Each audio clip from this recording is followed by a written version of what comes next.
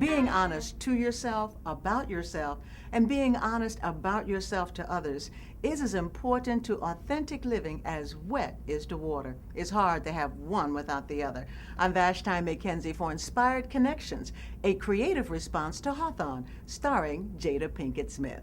When you lie about who you are or what you want or what you really believe, you reinforce the idea that you need to pretend to be someone else or believe something else. You reinforce the notion that somehow the real you is not good enough. You spend precious time burying your true feelings under a lot of self-denial and deceit. Without the truth of who you are and what you really want, you cannot have clarity in life, and you cannot achieve your dreams because you have no true directions. Many people use self-deception as a way to avoid having to deal with tough issues about themselves and those around them.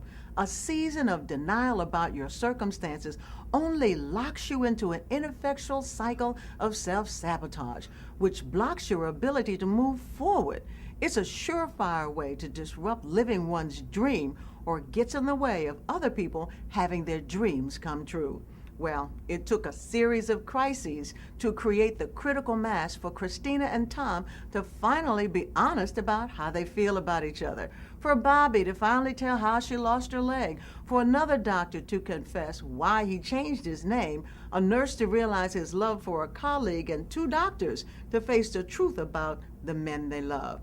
Well, the dreaded day finally arrived, the day when the surprise inspection was to take place to determine whether James River Hospital stays open for business or close. And of course, the inspection happened on a day when everything that could go wrong did go wrong.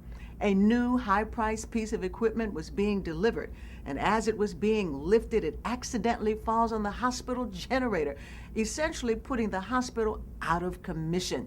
And it was one crisis after another. The hospital has to be evacuated. Emergency room patients were diverted to other medical centers. A blocked emergency exit, a heart attack, second-degree burns, head injuries, and a trach insertion in the middle of the hallway.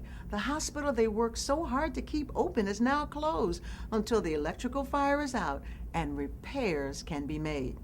In a crisis, you'll find that some people will rise to the occasion. That's our girl Christine, while others do not function well under extreme pressure.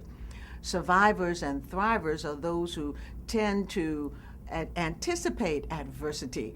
They know how to hold back, identify when to move forward, and then they just do what needs to be done.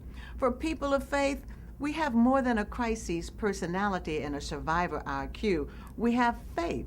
We have an anchor that holds us steady in a storm. We're never alone in a crisis. We have a Christ in our crises who never leaves us nor forsake us. We've been told in advance that in this life we'll have tribulation, but we still can be of good cheer. And when our strength fails, there is another strength for us to draw on. Something else happens in a crisis. A crisis has a way of having an impact upon petty arguments and disagreements and faulty thinking and clouded vision. A crisis has a way of helping people see the truth about themselves and others. Truth has a way of always staring you in the face, but it shouts when somebody's life is at stake. Christina and Tom decided to stop hurting each other, and we'll just have to wait until next season to see what that really means. I'm Vashti McKenzie for Inspired Connections. Go on, try it. Be honest to yourself about yourself.